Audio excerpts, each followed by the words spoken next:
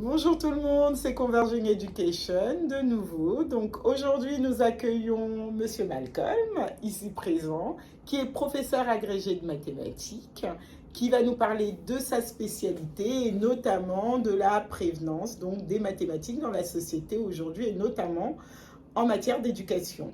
Malcolm, bonjour. Bonjour, donc effectivement, professeur agrégé de mathématiques, intervenant principalement en lycée, mais aussi en classe préparatoire économique, donc en mathématiques et en informatique. Par le passé, j'ai travaillé dans le secteur privé.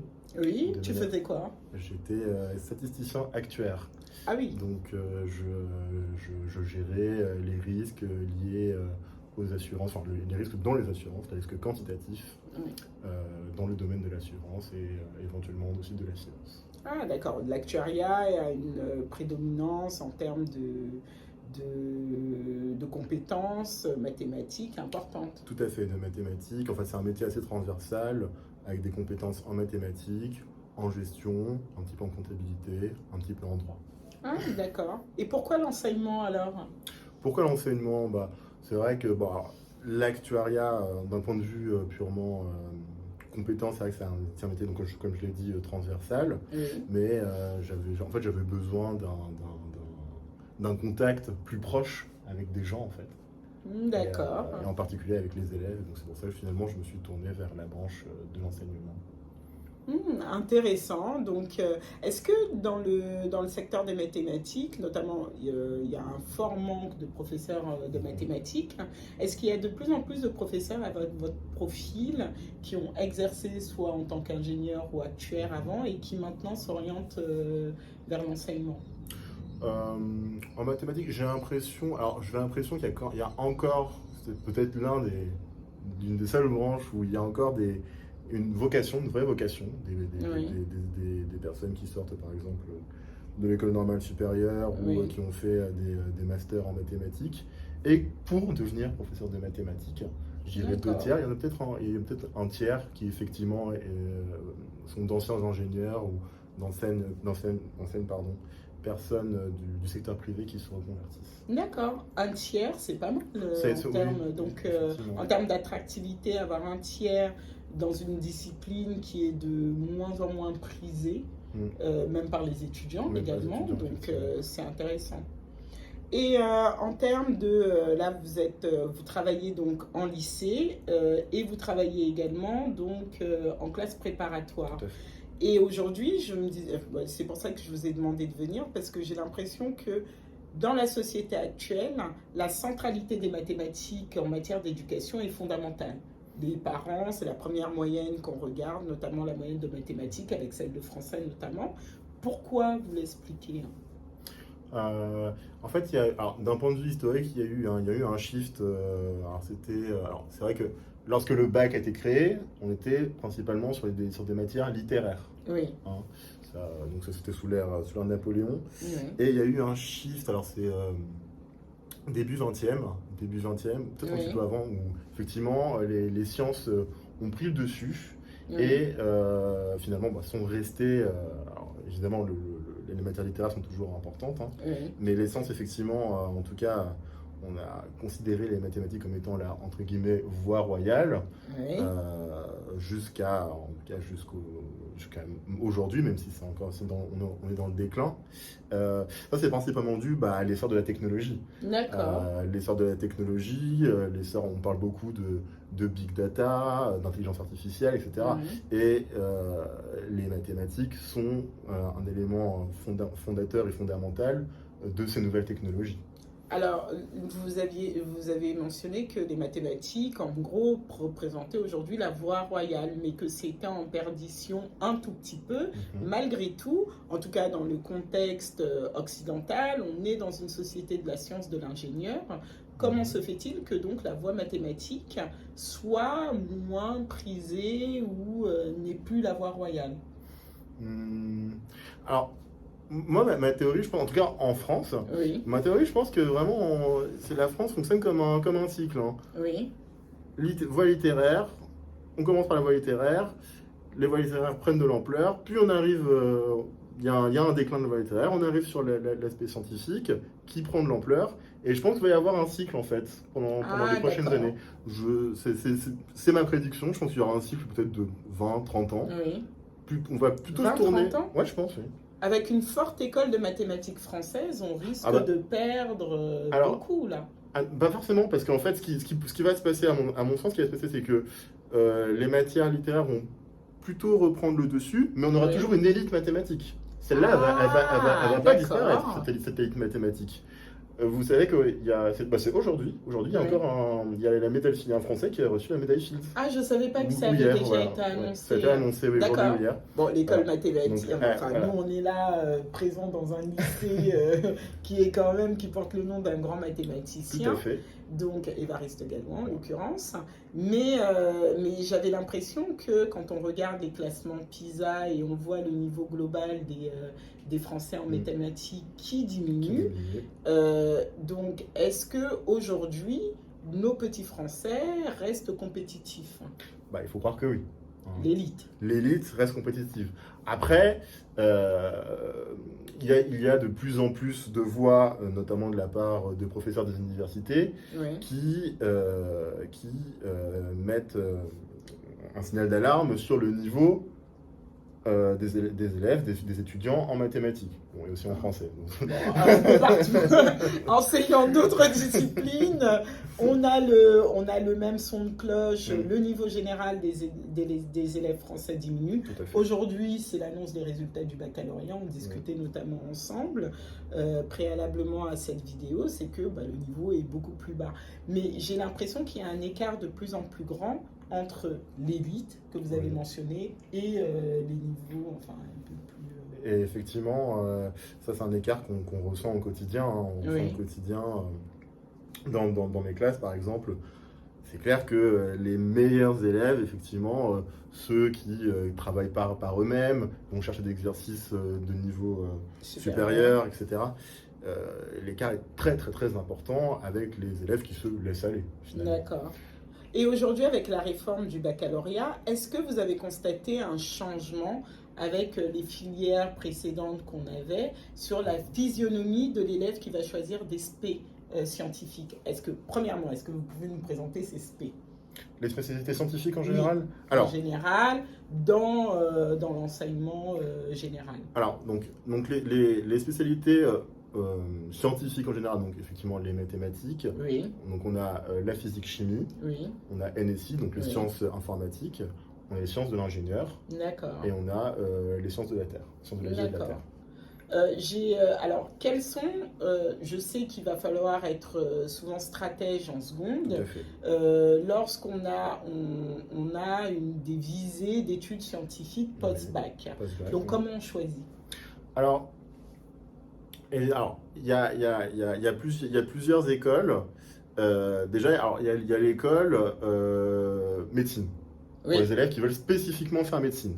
Qui apparemment sont de plus en plus nombreux. Effectivement. Donc, pour faire médecine, alors généralement, ce qu'on va conseiller, il y a plusieurs voies. Une des voies serait de prendre en première mathématiques, physique et SVT. D'accord, mathématiques, physique, SVT pour la première. Médecine. Voilà, pour la Une première. des premières options pour faire médecine. La deuxième, ça serait quoi? La deuxième option, donc en première, toujours pour médecine. Donc mathématiques, physique et SVT, donc la triplette, ces triplettes-là en première. Et après en terminale, là il y a plusieurs choix. On peut se dire, on arrête les mathématiques, mais on prend l'option mathématiques complémentaires en terminale, et on garde physique, SVT. Ou alors on garde mathématiques, mais là c'est plus compliqué. Est-ce qu'on abandonne la physique? Est-ce qu'on abandonne la SVT? C'est plus difficile. Voilà. Donc c'est là, il y a encore Et comment vous conseillez les élèves? C'est exactement ce que je dis à mes élèves. Moi, je leur conseille vraiment de garder physique SVT, quitte à prendre mathématiques complémentaires. Voilà. Je pense que c'est le meilleur choix parce que pour faire de la SVT, il y a besoin de physique-chimie. Pour faire physique-chimie, il y a besoin de mathématiques. Mais on ne peut pas garder les trois spécialités. Voilà. Alors, mathématiques complémentaires, je pense que c'est une bonne option, finalement, pour contourner un petit peu ce problème. Sachant l'échec important en première année de médecine, et souvent certains qui vont déchanter et totalement abandonner. Est-ce que vous pensez qu'il y a un choix de raison à faire quand on abandonne une discipline pour justement se laisser des options pour changer si finalement médecine n'avait pas fonctionné? Alors oui, effectivement. Alors dans le cas de médecine, l'avantage de prendre mathématiques complémentaires, physique et SVT, c'est que finalement, on reste finalement sur l'ancien bac S. Oui. Et donc finalement, on garde quand même des portes, voilà, tous les champs des possibles. Même si je tiens quand même à signaler que prendre mathématiques complémentaires, ça induit que si on veut aller en licence de mathématiques, ça reste peut-être un peu plus compliqué.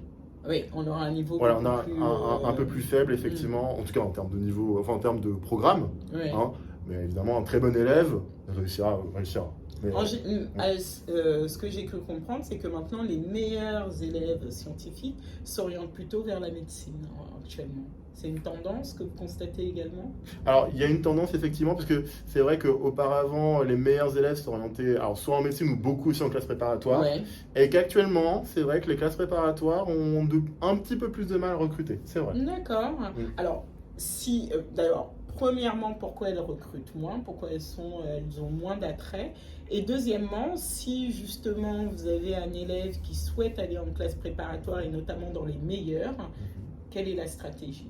Alors, donc, pour la première question, alors là, je parlerai... la perte d'attractivité de la classe prépa. Oui.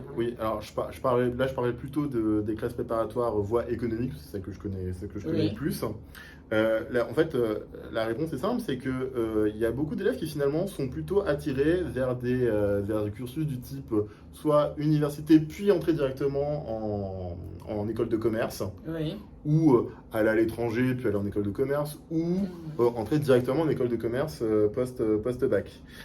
Et puis aussi l'alternance qui est de plus en plus... L'alternance, voilà, ou faire un BUT puis aller en école. Enfin, étant donné qu'il y a beaucoup plus de possibilités d'accéder aux écoles de commerce, finalement, les élèves ont tendance à moins postuler pour les classes préparatoires. Ça se ressent beaucoup. Mais j'ai quand même l'impression que si vous visez le top 10, il est quand même toujours préférable de passer par la prépa. Je suis tout à fait. Tout à fait. D'accord. Et donc, dans le cadre d'écoles de commerce, effectivement, pour viser effectivement le top 10, donc là, en termes de choix de spécialité, on va plutôt partir donc, sur la mathématique, vraiment fondamentale. Et après, pour des écoles de commerce, éventuellement SES, puis une autre spécialité. Alors là, ça peut être au choix. Voilà, ça peut être géopolitique, ça peut être humanité, ça peut être langue. Voilà, même parfois certains prennent théâtre, ça peut marcher aussi. Voilà. Mais il faut garder, en tout cas en terminale, donc SES et mathématiques. Absolument, SES et mathématiques. Théâtre. Voilà, effectivement. Ça veut peut-être un peu mathématiques, juste. éventuellement en mathématiques géopolitiques, voilà. Ou mathématiques langue, ça peut marcher, mais là, après, c'est des profils un peu plus tangents. Et alors, pour une classe préparatoire scientifique? Pour une classe préparatoire scientifique, alors effectivement, donc j'y viens, donc encore une fois, donc là, les spécialités donc, à prendre en première, ce serait mathématiques, physique. Oui. Et alors, là, il faudrait voir, suivant le lycée, suivant les profils, soit NSI, soit sciences de l'ingénieur, donc SI, ou alors pour une classe préparatoire scientifique orientée biologie, donc toujours SVT.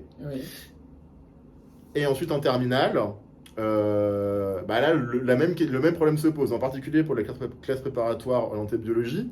Qu'est-ce qu'on garde? Est-ce qu'on garde mathématiques, physique? Enfin, qu'est-ce qu'on enlève plutôt? Mathématiques, physique ou SVT?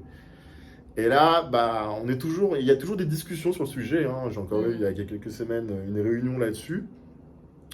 Pour ces élèves qui veulent aller en BCPST, donc biologie, chimie, physique, sciences de la Terre, quelle spécialité garder? Et actuellement, on n'a pas de réponse claire. En fait, est-ce qu'il ne vaut pas mieux finalement choisir là où on a les meilleures moyennes? Ça peut être une option. En termes de dossier. Oui, en termes de dossier, finalement, ça peut être la meilleure option. Parce que maintenant, avec Parcoursup, c'est vrai qu'il y a souvent un threshold. Enfin, nous, quand on sélectionne les candidats, la première sélection, elle se fait déjà sur des niveaux minimum de moyenne. Tout à fait. Donc, est-ce que finalement, si vous avez un 11, vous êtes 11 quelque part et ailleurs vous êtes à 14, même s'il est plus pertinent sur le plan académique de prendre la discipline où vous avez 11, mais l'autre vous avez 14. Oui. Alors, effectivement, dans ce choix-là, enfin, dans cette circonstance-là, effectivement, en particulier quand on a pris mathématiques, physique, SVT, Oui.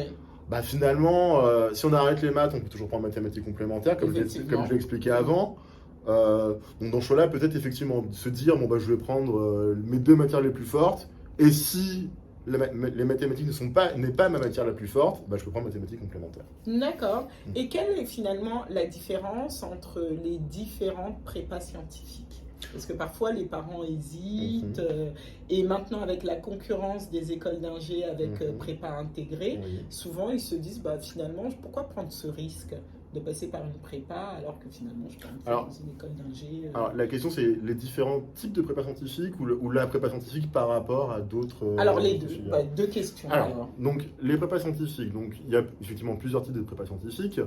La plus connue, c'est la prépa scientifique MPSI, maths, physique, sciences de l'ingénieur. Ensuite, il y a... Et donc, pour celle-là, quelle combinaison? Quelle combinaison?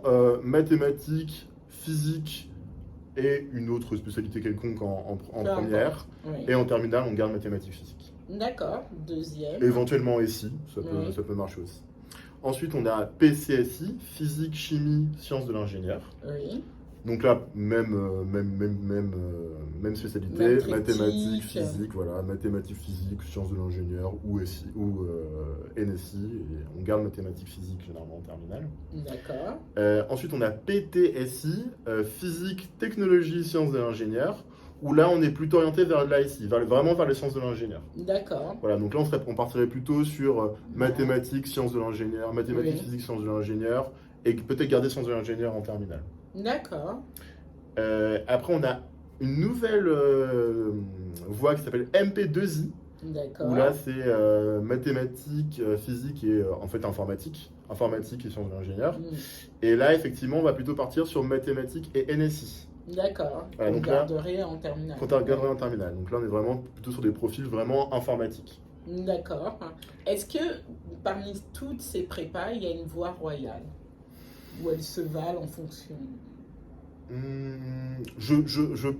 Alors, pour accéder aux meilleures écoles? Oui.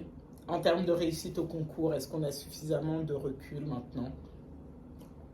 C'est une très bonne question. Alors, ce qui est clair, c'est que la voie PTSI, spécifiquement PTSI...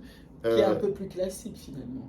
Non, justement, la PTSI, c'est celle qui capte le moins d'élèves et qui envoie la grande majorité de ses élèves à l'école des arts et métiers. Ah, d'accord. Une grande majorité. Alors bien sûr, on peut accéder aux meilleures écoles, à Polytechnique, etc. Mais la grande majorité va plutôt aller vers les arts et métiers. Je pense que c'est plus de 50%. Vraiment... non, je pense que c'est beaucoup. C'est beaucoup.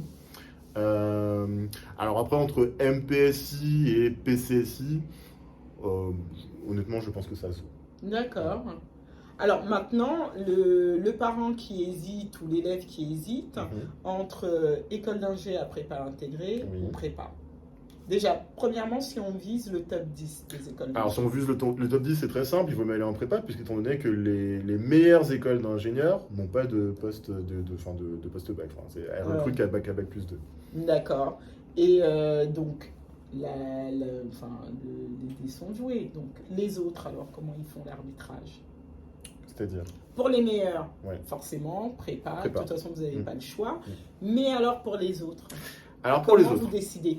Quel niveau de moyenne vous permet de dire à celui-là, là, peut-être qu'une école d'ingé avec prépa intégrée serait mieux pour vous? Quels sont les éléments qui peuvent aider à faire ce choix, mis à part l'argent? Bah oui, c'est évidemment, tout à fait. Bah oui, c'est vrai que quand les écoles privées sont à 5 000 € l'année, oui, effectivement, c'est 5 000 € l'année si on regarde que les frais de scolarité. De scolarité. Parce que souvent ça paye les frais de logement, etc. Oui, tout à fait. Je pense que le critère principal, c'est pas vraiment le niveau scolaire, c'est plutôt la capacité à être autonome. C'est-à-dire que est-ce que par exemple un élève, parce que on peut rejoindre les meilleures écoles en passant par exemple par la licence. On fait une licence, on arrive en licence 3, on passe un concours pour entrer à Polytechnique, par exemple. On a un concours, on entre à Polytechnique. Oui, bon, ceci étant, en termes d'opportunités de chance, elles sont moindres. Elles sont moindres. Là, c'est vraiment pour. Et ça reste pas la voie royale. Ça reste pas la voie royale, la voie royale, tout à fait. Ou alors on fait un cas plus classique, ce serait de faire un BUT, et après le BUT, d'entrer en école d'ingénieur. Mais avec un BUT qui est passé à 3 ans aujourd'hui, et notamment le niveau dégradé des étudiants de BUT, est-ce que vous pensez que c'est encore une bonne option, ça? Alors c'est vrai que pour le coup, effectivement, on n'a pas encore assez de recul pour pouvoir le dire. Mais par contre, on constate tous la baisse du niveau. La baisse de niveau. Qui a d'ailleurs conduit à ce que maintenant le programme soit en 3 ans et non pas en 2 ans. Tout à fait. Après, comme il y a beaucoup d'écoles qui recrutent sur concours, après BUT, finalement, on est dans la masse avec les autres élèves. Donc là, on se départage, malgré le fait que le niveau est baissé, on se départage parmi des élèves qui, en fait...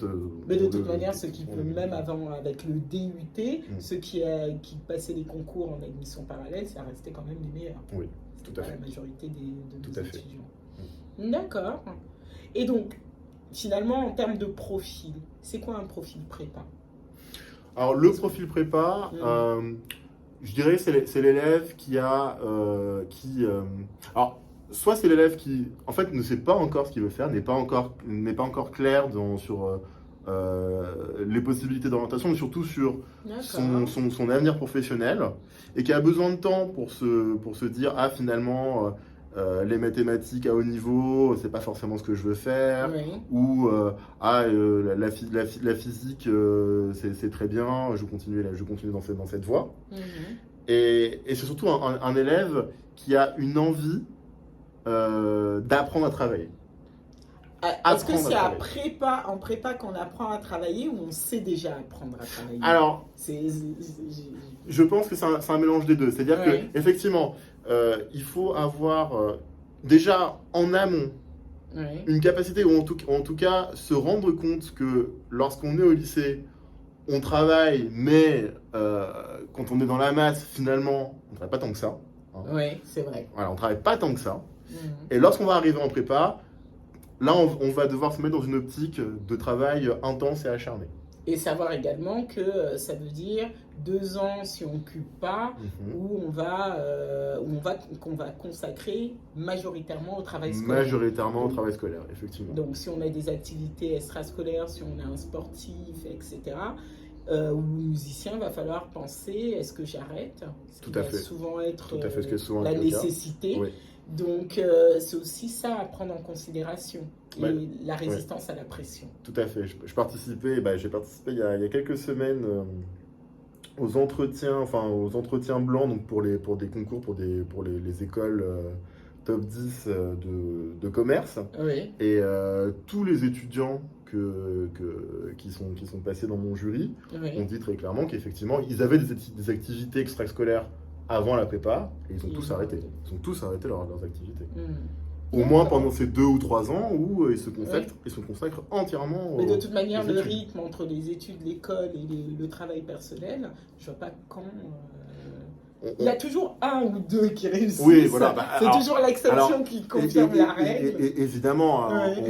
Évidemment, on peut s'accorder 1 heure ou 2 pour faire un peu de sport dans la prépa. Et je pense même que c'est important. Il faut savoir, c'est indispensable. Il faut savoir faire autre chose, parce que sinon on devient fou. Mais voilà, c'est 2 heures dans la semaine. Le reste du temps, il faut travailler. On oublie les sorties avec les potes, le week-end. On évite au maximum, en tout cas. On évite. D'accord. Et donc, maintenant, le profil qui serait plus prépa intégré, est-ce qu'il sait plus ce qu'il veut faire, notamment? Parce que vous avez dit que finalement, la prépa, on ne sait pas exactement, mais on sait qu'on a envie de se challenger. On sait qu'on est prêt à travailler beaucoup. Oui. Donc, par contre, prépa intégré, on a quel profil? Le parcours prépa intégré, alors déjà, effectivement, à partir du moment, je vais y arriver, où on entre en prépa intégré dans une école d'ingénieurs, forcément, les cours vont être orientés dans la direction de cette école d'ingénieurs. De manière parfois plus ou moins flagrante. Dès la première année? Alors non, il y a quand même des programmes nationaux, etc. On peut pas faire ce qu'on veut, hein, ça c'est sûr. Et le rythme est un peu moins soutenu qu'en prépa, même si quand même il faut quand même se mettre au travail. On peut pas arriver en école en se disant, enfin en tout cas en prépa intégrée, se dire ça y est, je me la coule douce. Bon. C'est pas comme ça. Je suis assuré d'un avenir. Non, il faut quand même se mettre à travailler, mais je pense que c'est peut-être des profils qui ont plus besoin d'être encadrés. Oui. Hein, qui ont besoin d'être plus encadrés et qui, quand même, effectivement, comme je disais, ont déjà une idée du domaine dans lequel ils veulent aller. Aéronautique, informatique, etc. Voilà. Quoiqu'à l'école, on peut aussi découvrir certains domaines et souvent bifurquer un peu parce que les écoles permettent plusieurs parcours. Voilà, toutes les écoles quand même ont des branches plus ou moins larges de spécialisation. Mais la spécialisation, ça se fait plutôt à partir de niveau master, en tout cas licence 3, voire master. Donc voilà, au moins les 2 premières années, on découvre un peu plus en détail les sciences de l'ingénieur, les mathématiques de niveau universitaire, etc. Et c'est qu'après, en licence 3, voire même généralement en fait plutôt en master 1, donc en Bac plus 4, qu'on va se spécialiser vraiment vers une branche. D'accord.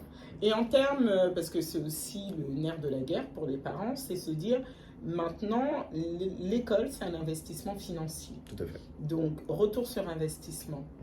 Qu'est-ce qui vous êtes notamment enseignant en prépa économique, donc par rapport à un cursus plutôt d'ingénieur, aujourd'hui, qu'est-ce qui est compétitif selon vous?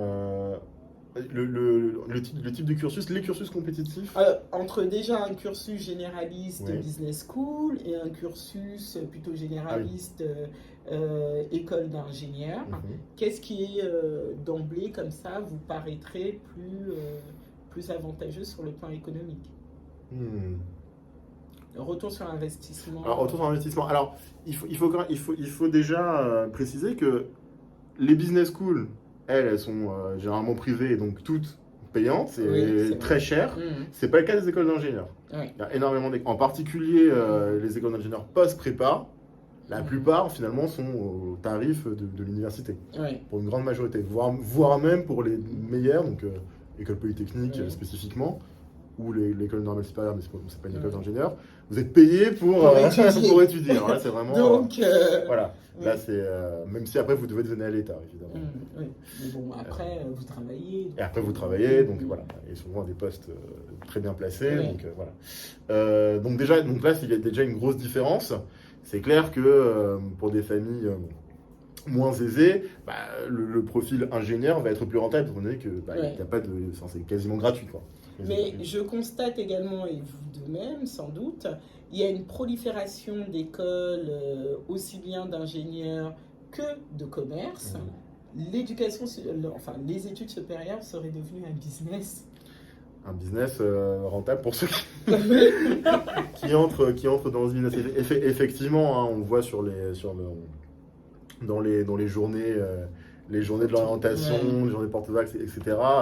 Des écoles, des business schools qui recrutent directement post-bac ou finalement 7 000 €, où la formation est je dirais pas de piètre qualité, pas forcément de piètre qualité, je sais pas forcément, enfin je ne sais pas, enfin, mais pour certaines on peut le dire, possiblement pour certaines, mais qui sont faites un peu sur le tas, où voilà, un ancien d'une école quelconque de commerce a décidé de fonder sa propre école, etc.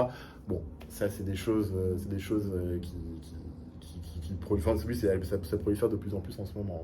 Oui. D'accord. Donc, si je comprends bien, de toute manière, retour sur investissement quand on vise le top 10. Ah bah oui, quand on vise le top 10, c'est sûr que les postes auxquels on accède, pour la plupart, sont des postes, effectivement, où on gagnera au minimum 2500, une question de 2500 € minimum par mois. Que ce soit école de commerce ou école d'ingénieur. Mais alors, c'est quoi alors ce profil qui est capable d'accéder au top? parce que moi je fais du coaching scolaire, comme vous savez, et j'ai souvent des parents qui arrivent à la 25e heure avec des ambitions, on va dire, énormes. Oui. Et parfois je me dis, mais il se réveille quand, Gérard, là? Alors, les profils qui accèdent au top, déjà, il est clair, enfin, en tout cas, au niveau du lycée, les profils qui accèdent au top, c'est des élèves qui déjà au lycée sont bons. Oui. Alors, c'est quoi un élève bon? Parce que moi, j'ai des parents, l'élève à 13, ils sont, ça va. Et ils visent le top 5, par exemple, en termes de prépa. Un élève qui a 13, 14 de moyenne au lycée, c'est un assez bon élève. Oui. Mais c'est pas un élève brillant. Oui. Hein. Généralement, les profils qui réussissent, c'est des élèves qui sont effectivement brillants, qui ont 17, 18 de moyenne générale. Et en plus, qui font 4 options. Et qui ont des options, et qui éventuellement ont des activités extrascolaires. À des niveaux souvent très élevés. En particulier pour ceux qui visent des écoles de commerce, et ça, je tiens à le dire. Hein, pareil, ça c'est quelque chose qui est ressorti et qui est beaucoup ressorti lors des entretiens de recrutement, effectivement. Pour les écoles de commerce, c'est beaucoup moins le cas pour les écoles d'ingénieurs, mais pour les écoles de commerce, c'est très très bien vu de faire une activité extrascolaire. Ouais. Parce que on va être en concurrence avec des personnes qui ont vécu X années à l'étranger, qui étaient sportifs de haut niveau dans tel ou tel sport, telle ou telle discipline, qui sont militants dans des associations, qui ont des blogs, qui ont des centaines de milliers de followers. Voilà, exactement. Et c'est souvent difficile de faire comprendre aux parents qu'ils se réveillent un peu tard et que finalement, il y a des voies parallèles qui permettent d'accéder, notamment les admissions parallèles, comme vous l'avez signalé précédemment. Comment vous faites face à ces désirs donc, de parents en terminale avec Parcoursup qui ont parfois des ambitions qui ne font pas sens, vous, en termes... Alors, c'est déjà...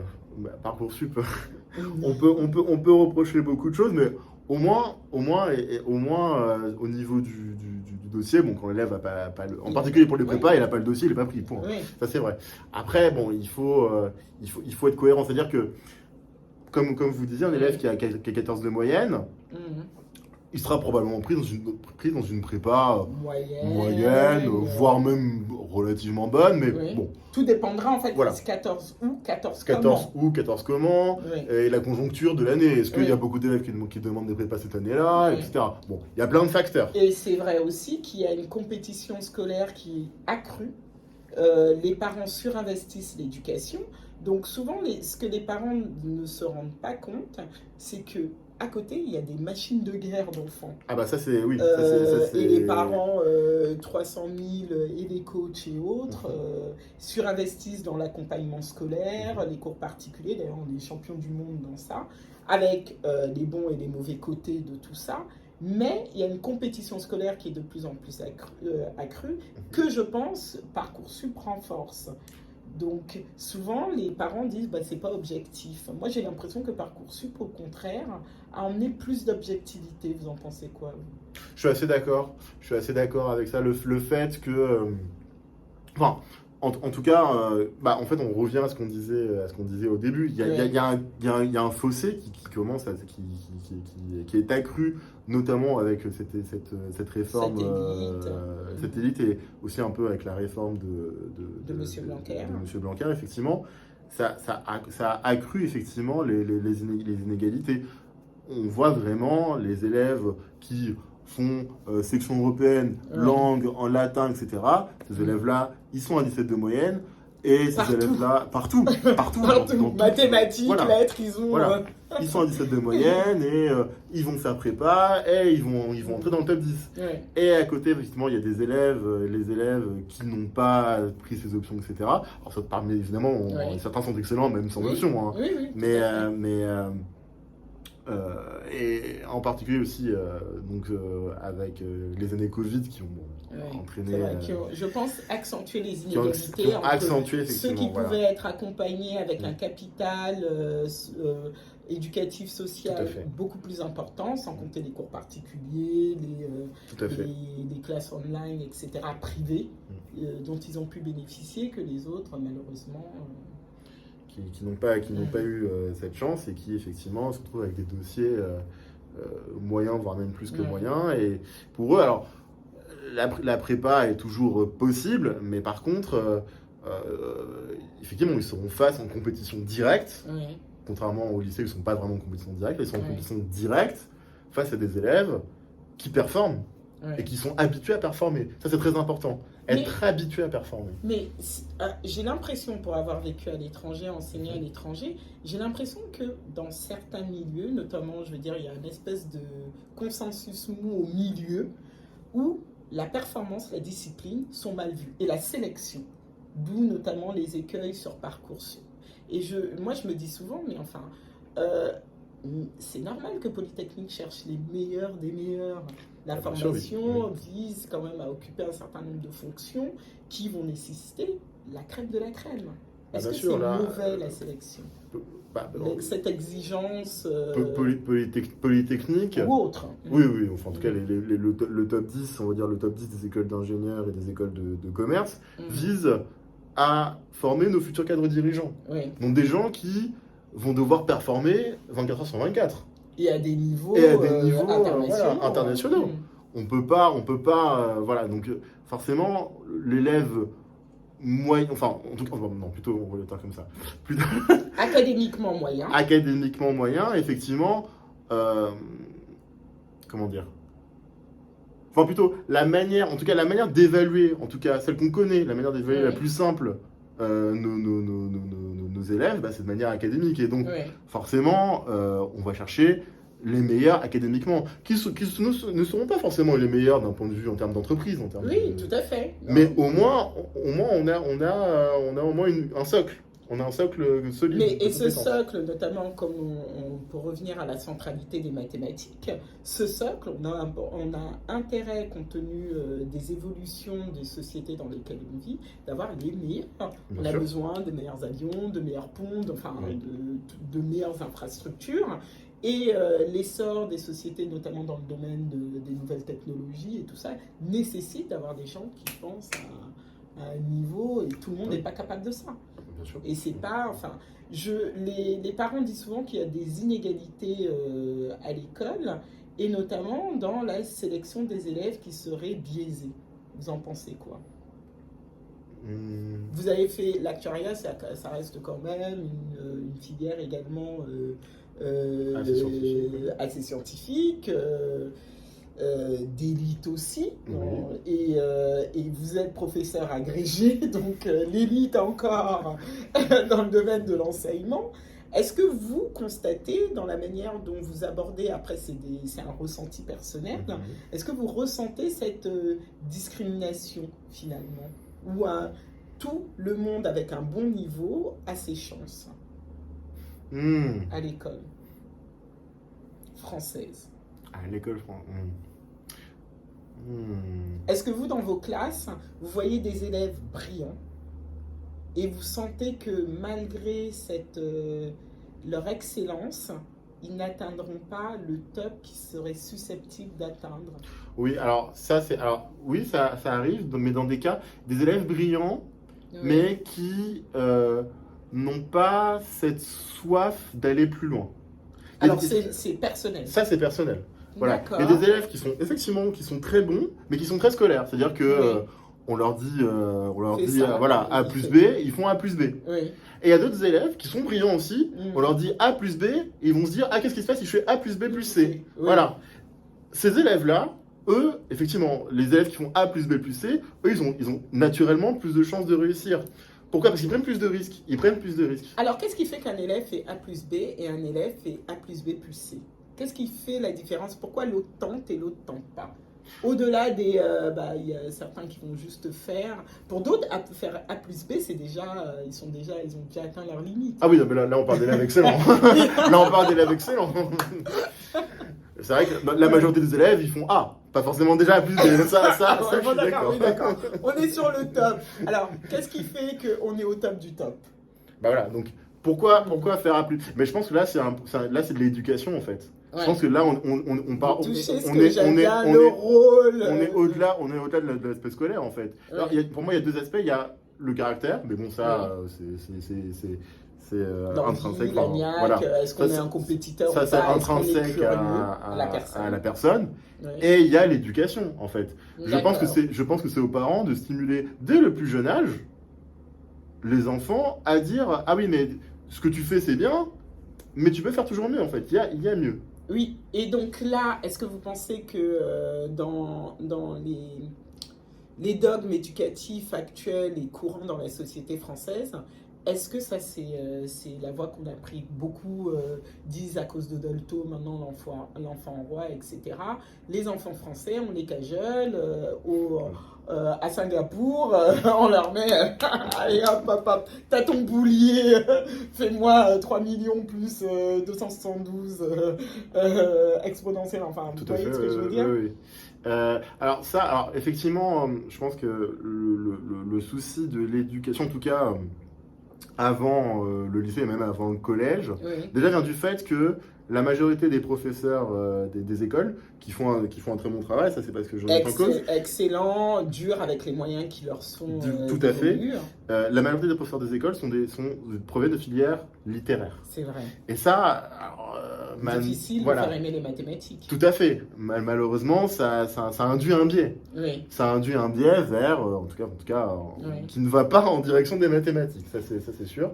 Et alors, comment le parent lambda qui veut bien faire, qui lui-même parfois a une relation difficile avec les mathématiques, parce que souvent, je ne sais pas, cette matière, soit on l'aime, soit on l'aime pas, ou soit on la subit. Voilà, c'est plutôt ça. Et donc, comment il fait pour accompagner son enfant dans une société qu'on a dit où il y a de plus en plus cette centralité de la science mathématique? Comment il fait? Comment il fait que, déjà d'une, que son enfant sache faire A, qu'il éventuellement soit poussé à faire A plus B, et alors le Graal, A plus B plus C? Tout à fait. Alors, ça c'est une question effectivement qui est aussi très délicate, étant donné que, comme on l'a dit précédemment, le moyen le plus simple, évidemment, c'est les cours particuliers. Oui.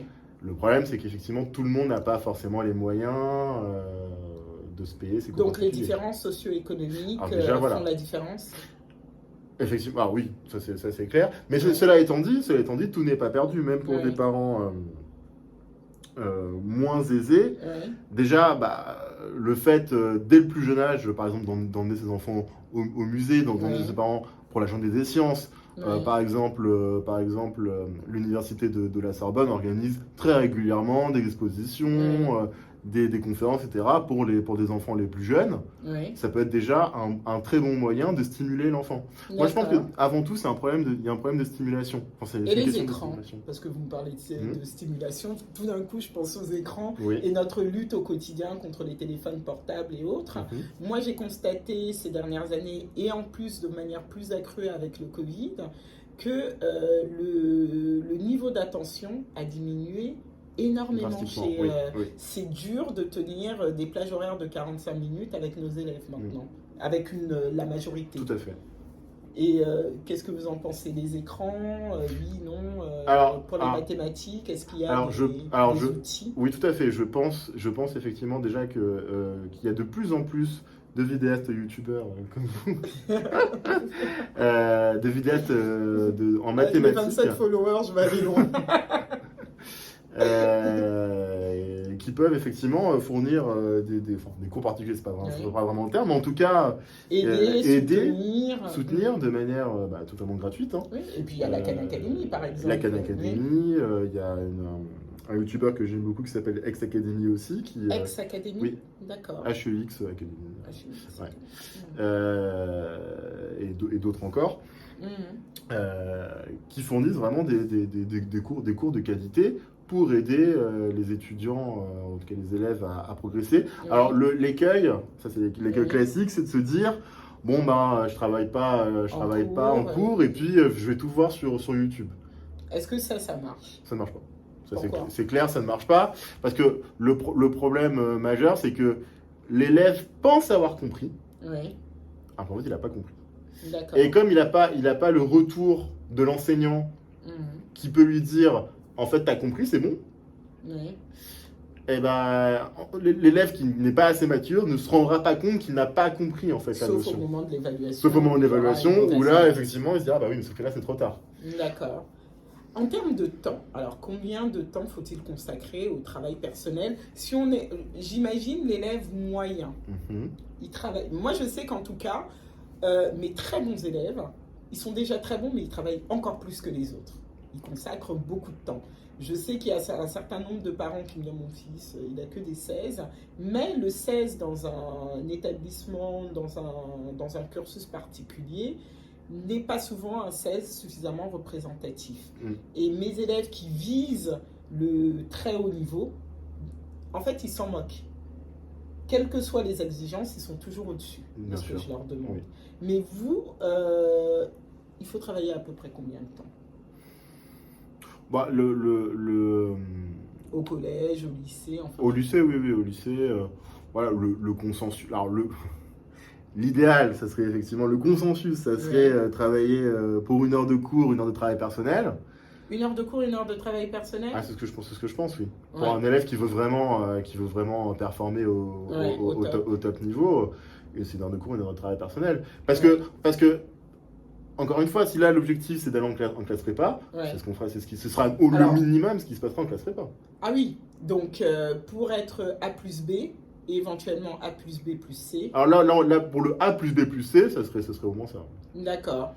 Si on vise du A plus B, mais il faudrait au moins travailler, disons, 1 heure de cours, au moins 1/2 heure de travail personnel. D'accord. Ce serait pour A plus B.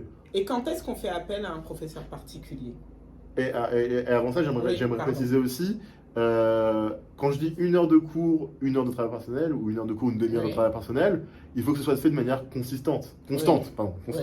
C'est surtout ça le plus important en fait. Parce que la grande majorité des élèves, ils travaillent soit parce qu'il y a une évaluation qui arrive le lendemain, exactement. Ou voilà. Et ils travaillent pas, ils se disent pas, je rentre chez moi, je fais mes devoirs, je révise ce que j'ai vu la journée, et ça voilà. Il faut mettre ça en place. Parce que...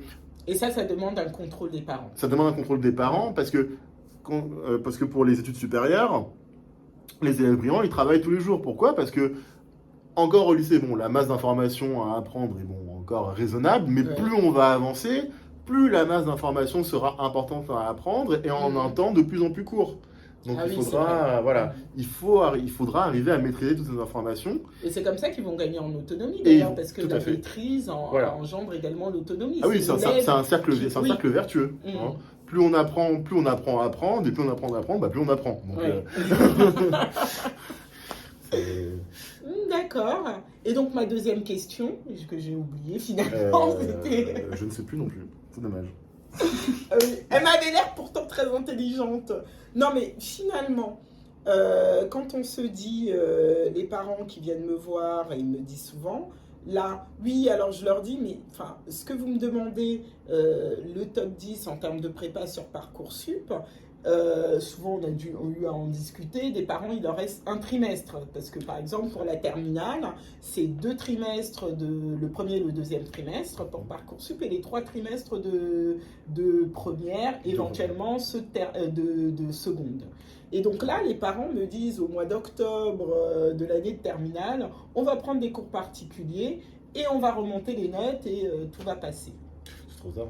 C'est trop tard. C'est beaucoup trop tard. Ça, ce genre de choses, il faut le faire. C'était une question sur les cours particuliers en fait.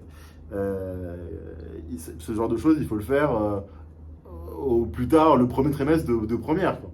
Jamais après. Jamais après.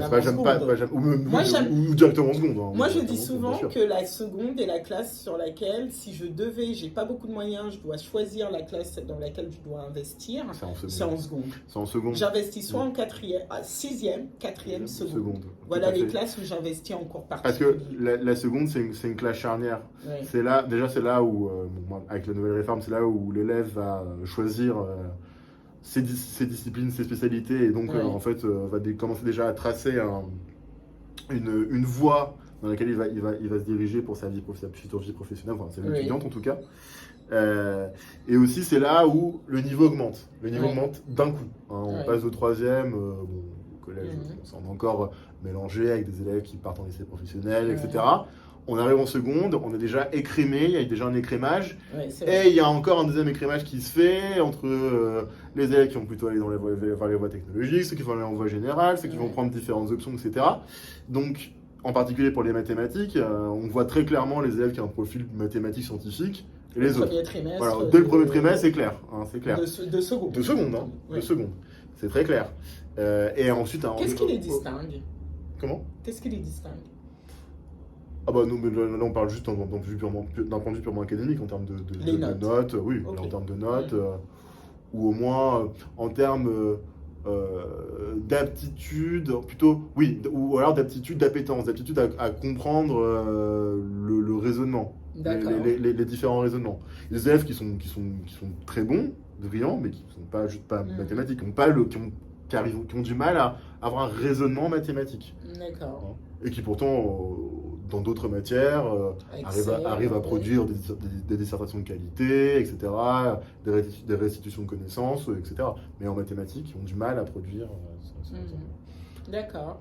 Donc, vous, seconde, quatrième. Quatrième, oui. Et moi, je dis notamment la sixième. La sixième, oui. Bah, oui. Parce que justement, tous les écueils, tous les retards éventuels pris à l'école primaire, parce que les professeurs des écoles sont souvent issus de la sociologie, des lettres modernes et autres.